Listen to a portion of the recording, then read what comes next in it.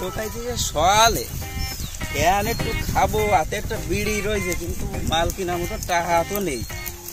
সে আবার মকলেস কইছিল যে দুপুর বেলা আসিস কানে খাওয়া বানে, কইছিল কাফেদের মেশিনের ওনে আসিস কানে, দেই যাই দেই, আইসে নাই। এই দেশে কাফেদের মেশিন, মকলেস কই, ওকে আমার ধোকা দিল না। গাঁজাখোর বন্ধু তো ধোকা দিয়া কথা না, বাইরে গেল তো মেলা, সে মকলেস কই, দে ফোন দি। এই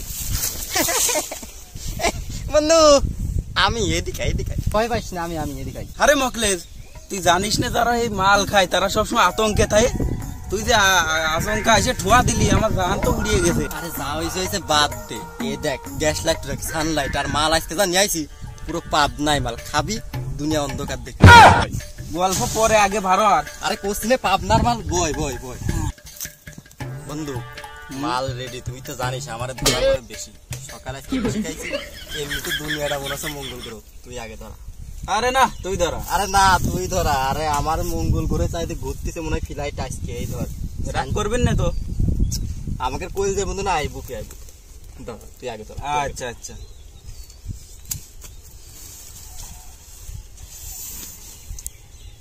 কিরাম মাল কিরাম তাই ক। কি কব, কিছু করার নেই বন্ধু, এর যতই প্রশংসা করব ততই এর ছোট করা হয়ে যাবে। ঠিক আছে, একটা আন দিলি বলতে পারলাম না, পাপ নাই মাল।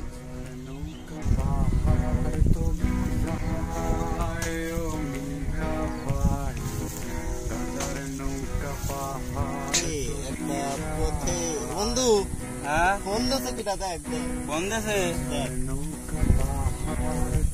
হ্যালো, আরে ভাড়া এই যে ফোন, স্যান্ডেল কারণে ফোন করতেছি।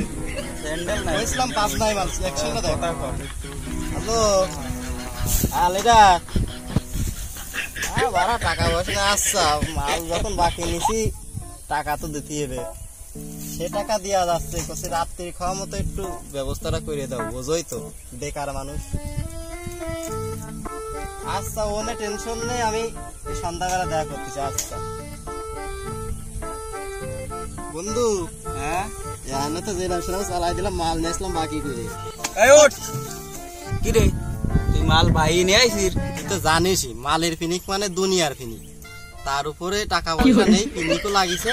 যেই শুনলাম পাবনাই মাল, দেখা দেখিনি তো বাকি তুই নিয়ে চলে আসি। এখন সন্ধ্যার ম্যানেজটা তুই যেরাম পারিস কর।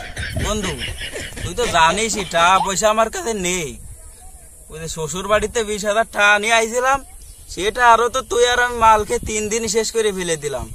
মানে কি করবো ক? কি করলি? মোটে 20,000 টাকা? আমি শ্বশুর বাড়ি ফোন করেছিলাম টাকার জন্য, ভাই টাকা পয়সা নেই বাবা। বাড়ি এসে বাবাকে বোর পাচ্ছিলাম থাবা দিছি, 5 লাখ টাকা শ্বশুর করে পাঠাই দিছে। তাহলে ওঠ, তুই যদি এক থাবায় 5 লাখ আনতে পারিস, তা আমি এক থাবায় 7 লাখ আনতে পারবা না।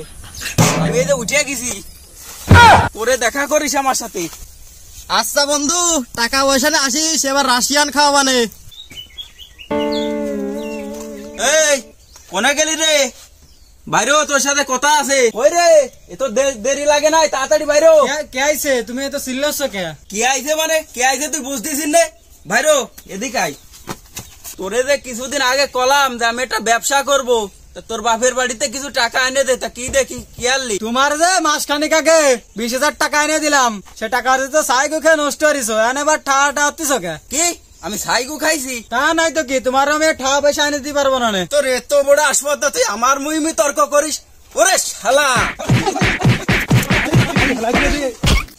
বৌমা তুই ঘরে যাও, ঘরে যাও। এরকম কমারে হে আব্বা, আমি অত কিছু কতি যাচ্ছি নে, ও আমার মুহিমি তর্ক করিছে, তাই ওরে মারিছি। তোমার বৌমারে বুঝো, সন্ধ্যার মধ্যে আমার জন্য 7 লাখ টাকা এনে দেয়। আমি দোকানে চলে আসছি, আমি আর অত কথা কতি যাচ্ছি না এখানে। আমি তো জানি ওই 5.5 খাই, আমার সাল এত খারাপ হয়ে গেছে, মাতলামি করে আছে, আমার বৌমারে মারতেছে শুধু টাকার জন্য। যে গরম পড়তিছে, গাছে পানি না দিলে গাছ আসলে বাঁচার কাজা নেই, মানুষই তো মরে যাচ্ছে। সাওয়ালটাতে গেল কে আইছে? অনেক এই যে ঝামেলাটা হয়ে গেছে, কে আইছে? তোর বুবুরা তো মারিছে বলে শ্বশুর বাড়িতে। তুই কোনটা শুনলি? কি হবে, তুমি তো খোঁজ খবর কিছু রাখো না। বুবু ফোন দিছিল বুবুরে বলে জম্মের মারা মারিছে। মানে কি আইছে, কিডা মারিছে, ঘটনাটা খুলে কদিনি? ঘটনা আর কি খুলে কব, তোমার জামাই মারিছে বুবুরে, 7 লাখ টাকা চাইছে, টাকা না দিলি বলে ওরা রাখবে না। কইস কি রে, তুই কি শুনলি? আমার একটা মাত্র ভাই, তাহলে এমনই যাতে হবে, তুই তাড়াতাড়ি চলে। আব্বা তাহলে তাড়াতাড়ি চলো, সেরা বলে নিয়ে চলে আসতে হবে, বলে মারিছে জম্মের মারা, তাড়াতাড়ি আসো। তাহলে আব্বা চলেই তো আসলাম। চলে আসলাম। রুব্বান কোনে রে? মনে রুব্বান ক তুই? আব্বা তোমার জামাই এবারে টাকা জন্য মারে বলবো, তুমি যা করার করো। রুব্বান তুই মনে কর যে বিষয়টা আমি দেখতেছি, তোর ভাই আইছে, তুই টেনশন করিস না, বিষয়টা আমি আছি, তোর শ্বশুর আছে দেখতেছে, বুঝছিস? তুই কান্দিস না, বলি কান্দিস না, বলি তুই আর কান্দিস না, তুই ঘরে যা কাপড় চোপড় কথা তোরা নিয়ে যাবো, বুঝছিস? কেমন আছেন ভাই? ভালো থাই কি আর আমার মায়ের ডারে যাই পরিমাণে তোমরা নির্যাতন করতেছে। বৌমা নাস্তা পানি বসে তোমার আব্বাকে জন দি, বিয়ে চলো আমাদের বসি। বিয়ে খুশি, আমার সাল এত খারাপ ছিল না, কিন্তু কিছুদিন হয়েছে আজে বাজে ছেলেবেলে লেগে মিশে খারাপ হয়ে গেছে। বিয়ে আপনি তো আমার পরিবেশ জানেনি, আমি তো মনে করেন মধ্যবিত্ত করার লোক, ঠিক আছে? আমার তো মনে করেন ওই 7 লাখ টাকা দেওয়ার মতো আমার সামর্থ্য নেই। আমার সালটার জন্য গ্রামে আমার মান সম্মানটাও থাকলো না। আসসালামু আলাইকুম আব্বা। ওয়ালাইকুম আসসালাম। আব্বা কেমন আছেন? ভালো আর থাকি কি করে বাবা, তুমি তো আর ভালো রাখতেছ না, আপনি আপনার ছেলেটার একটু বুঝান। এই যে তোর শালাদার দেখ, একটা আমার তো শালা কত ভদ্র, আর তুই অনেক নষ্ট হয়ে গেছিস। বাবা তাহলে আমার মেয়েটারে আমি নিয়ে যাচ্ছি, আমার মেয়েটারে আমি অনেক কষ্ট করে মানুষ করেছিলাম, তুমি ভালো বিদায় তোমার হাতে তুলে দিয়েছিলাম, কিন্তু কখনো বুঝতে পারিনি যে তুমি এতটা খারাপ হয়ে যাবা। তুমিও একদিন বাবা হবা, বুঝছো? ছেলে মেয়ের প্রতি বাবা মার কতটা ভালোবাসা এটা তুমিও একদিন বুঝবা। তোমার কাছে আমার মেয়েটা যদি আমি রেখে যাই তাহলে আমার মেয়েটারে বাঁচাতে পারবে না, আমি চলে যাচ্ছি, ঠিক আছে? তোমরা ভালো থাকো। আব্বা আমার ভুল হয়ে গেছে আব্বা। আব্বা আমি আমার ভুল বুঝতে পারিছি আব্বা। জামাই তুমি ওঠো। বিয়ে আমার সাল তার ভুল বুঝতে পারে, আপনারা মাফ করে দেন। আব্বা তাহলে দুলো ভাই যেহেতু ভুলটা বুঝতে পারিছে নিজের, তাহলে তারা আর একটা সুযোগ দেন। তাহলে এবার চলেন আমরা বাড়ি চলে যাই, এবারের মতো তাহলে তারা মাফ করে দেন। আব্বা আমার মুহির দিক তাকাই হলেও আমার রূপবান রে থিয়ে যান, ওরে নিয়ে গেলে আমি বাঁচবো না নে। তাহলে আমি আমার রূপবানের কাছে যাচ্ছি, তুমি আমার শ্বশুরকে নিয়ে তাড়াতাড়ি বাড়ি চলে আসো। তাহলে আব্বা তাও যেহেতু দুলো ভাই তার ভুলটা বুঝতে পারিছে, এইসব বিষয়ে তারা তাহলে মাফ করে দেন। আর হচ্ছে যে মানুষ সঙ্গ দোষে অনেক কিছু করে ফেলে, এইটা মাথায় রাখলে হবে না, ঠিক আছে? এগুলো সব ভুলে যায়, এখন হচ্ছে সামনের দিকে আগতি হবে, ঠিক আছে? বুঝতে পারিছেন? তাও তারা সুখী শান্তিতে ঘর সংসার করুক, আমরা এইটাই চাই। আর সবার উদ্দেশ্যে বলতে চাই, যারা বাপ মা আছেন সবসময় জন্য খেয়াল রাখবেন যে আপনার ছেলে সন্তান কোথায় যাচ্ছে।